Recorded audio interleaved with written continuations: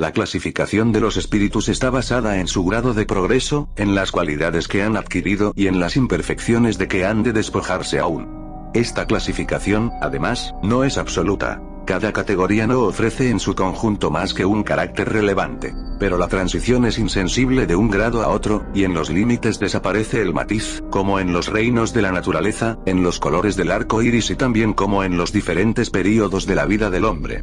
Se puede, pues, formar un número mayor o menor de clases, según el aspecto que se elija para considerar esta cuestión. Los espíritus admiten, generalmente, 3 categorías principales o 3 grandes divisiones. En la tercera, que está al principio de la escala, vienen comprendidos los espíritus imperfectos, caracterizados por el predominio de la materia sobre el espíritu y la propensión al mal. Los de la segunda están caracterizados por el predominio del espíritu sobre la materia y por el deseo del bien, y comprende los espíritus buenos. La primera, en fin, comprende los espíritus puros, que han alcanzado el grado máximo de perfección. Esta división es perfectamente racional y presenta caracteres bien distintos, y no nos tocaba a nosotros más que hacer visibles, por medio de un número suficiente de subdivisiones, los principales matices del conjunto, y es lo que hemos hecho con el concurso de los espíritus, cuyas benévolas instrucciones nunca nos han faltado. Véase ahora la definición de los espíritus imperfectos. Tercer orden. Espíritus imperfectos. Caracteres generales: predominio de la materia sobre el espíritu, propensión al mal, ignorancia, orgullo, egoísmo y todas las malas pasiones que de él derivan. Tienen intuición de Dios, pero no lo comprenden. Todos no son esencialmente malos, y en algunas abundan más la ligereza, la inconsecuencia y la malicia que la verdadera perversidad. Unos no hacen bien ni mal, pero por lo mismo que no practican el bien, demuestran su inferioridad. Otros, por lo contrario, se complacen en el mal, y están satisfechos cuando hayan ocasión de hacerlo. Pueden reunir la inteligencia a la perversidad y a la malicia. Pero, cualquiera que sea su desarrollo intelectual, sus ideas son poco elevadas y sus sentimientos más o menos abyectos. Semejantes espíritus ven la dicha de los buenos, siéndoles este espectáculo un tormento incesante, puesto que experimentan todas las angustias que pueden producir la envidia y los celos. Puede dividirse en 5 clases principales. 1 clase. Espíritus impuros, son propensos al mal y lo hacen objeto de sus maquinaciones. Como espíritus dan consejos pérfidos, promueven la discordia y la desconfianza, y, para engañar mejor, toman todas las apariencias.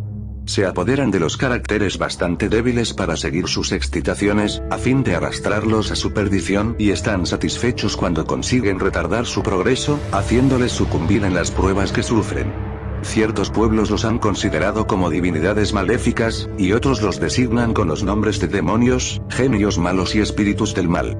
Los seres vivientes a quienes animan durante la encarnación, son dados a todos los vicios que engendran las pasiones viles y degradantes, tales como el sensualismo, la crueldad, la bellaquería, la hipocresía, la codicia y la sórdida avaricia. Hacen el mal por el placer de hacerlo, sin motivo la mayor parte de las veces, y por aversión al bien escogen casi siempre sus víctimas entre las personas honradas. Cualquiera que sea el rango social que ocupen, son azote de la humanidad, y el barniz de la civilización no los libra del oprobio y de la ignominia. Delincuentes natos. 2 clase. Espíritus ligeros, son ignorantes, malignos, inconscientes y burlones, y en todo se entrometen, y responden a todo sin cuidarse de la verdad. Se complacen en ocasionar pequeños pesares y alegrías, en chismear, en inducir maliciosamente a error por medio de mixtificaciones y en hacer travesurillas. A esta clase pertenecen los espíritus llamados vulgarmente duendes, trasgos, gnomos y diablillos, todos los cuales dependen de los espíritus superiores que frecuentemente los ocupan como nosotros a nuestros criados. En las comunicaciones con los hombres, su lenguaje es a veces ingenioso y chistoso, pero casi siempre superficial, y aprovechan las extravagancias y las ridiculeces que exponen en frases mordaces y satíricas. Cuando usurpan algún nombre, lo hacen más por malicia que por perversidad. Delincuentes habituales. 3 clase. Espíritus de falsa instrucción, pseudo sabios. Tienen conocimientos bastante vastos, pero creen saber más de lo que realmente saben. Habiendo progresado algo en diversos sentidos, su lenguaje tiene cierto carácter grave que puede engañar acerca de las preocupaciones y de las ideas sistemáticas de la vida terrestre, una mezcla de verdades y errores absurdos, en medio de los cuales se descubren la presunción, el orgullo, los celos y la terquedad de que no han podido emanciparse. Esta categoría es intelectual y no moral, al menos en la intensidad delictuosa. 4 clase.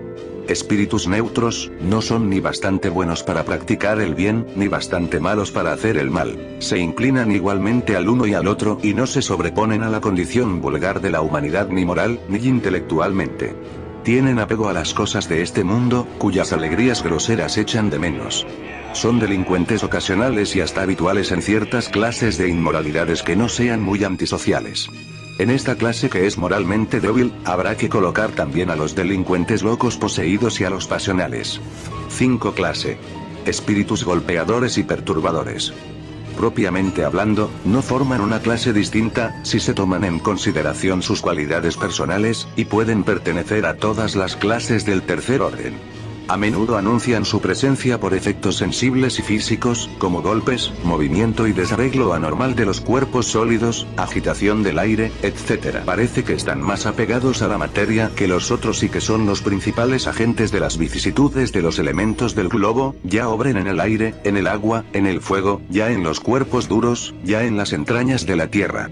Cuando estos fenómenos tienen un carácter intencional e inteligente, se conoce que no son debidos a una causa fortuita y física.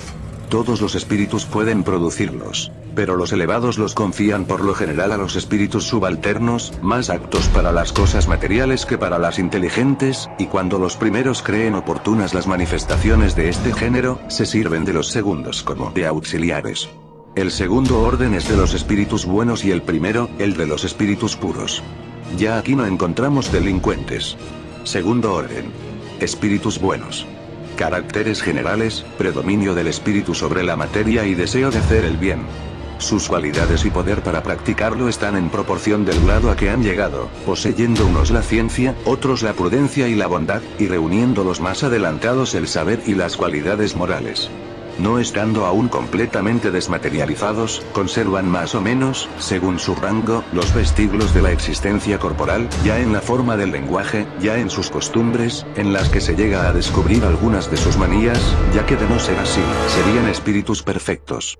Comprenden a Dios y el infinito, y gozan ya de la felicidad de los buenos. Son dichosos cuando hacen el bien e impiden el mal, y el amor que los une es para ellos origen de una dicha inefable no alterada por la envidia, por los remordimientos, ni por ninguna de las malas pasiones que atormentan a los espíritus imperfectos, pero todos han de sufrir pruebas hasta que alcancen la perfección absoluta.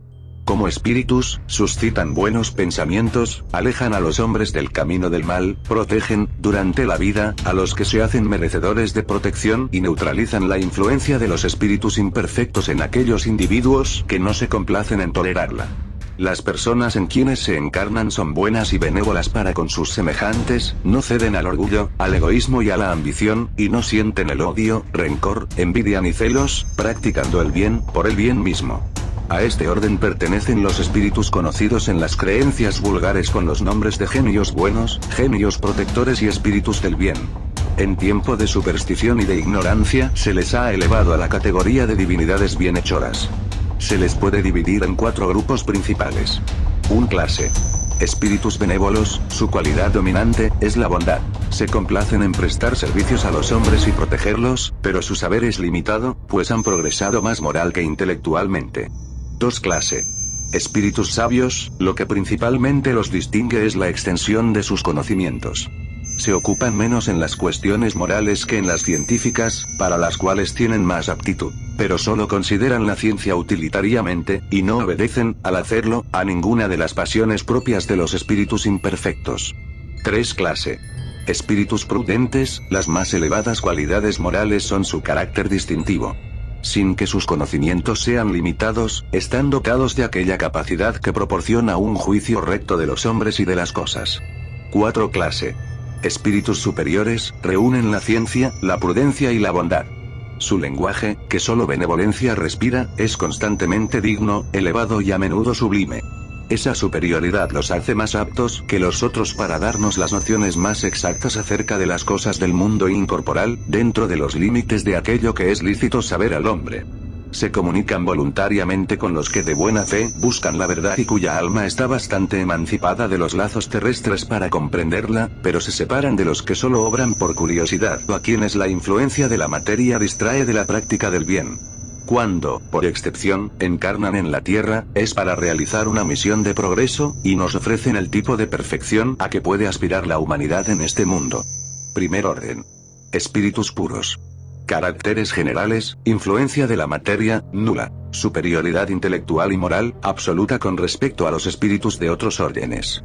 Primera y única clase, han recorrido todos los grados de la escala y se han despojado de todas las impurezas de la materia. Habiendo alcanzado la suma de perfección de que es susceptible la criatura, no han de sufrir pruebas ni expiaciones, y no estando obligados a la reencarnación en cuerpos perecederos, viven la vida eterna en el seno de Dios. Gozan de una dicha inalterable, porque no sienten las necesidades ni están expuestos a las vicisitudes de la vida material. Pero aquella dicha no consiste en la ociosidad monótona de una contemplación perpetua. Son mensajeros y ministros de Dios, cuyas órdenes, acerca de la conservación de la armonía universal, ejecutan. Dirigen a todos los espíritus que les son inferiores, les ayudan a perfeccionarse y les señalan su misión. Para ellos, es ocupación agradable la de asistir a los hombres en sus apuros y excitarlos al bien o a la expiación de las faltas, que les alejan de la felicidad suprema. Se les designa a veces con los nombres de ángeles, arcángeles o serafines. Los hombres pueden comunicarse con ellos, pero sería muy presuntuoso el que pretendiese tenerlos constantemente a sus órdenes.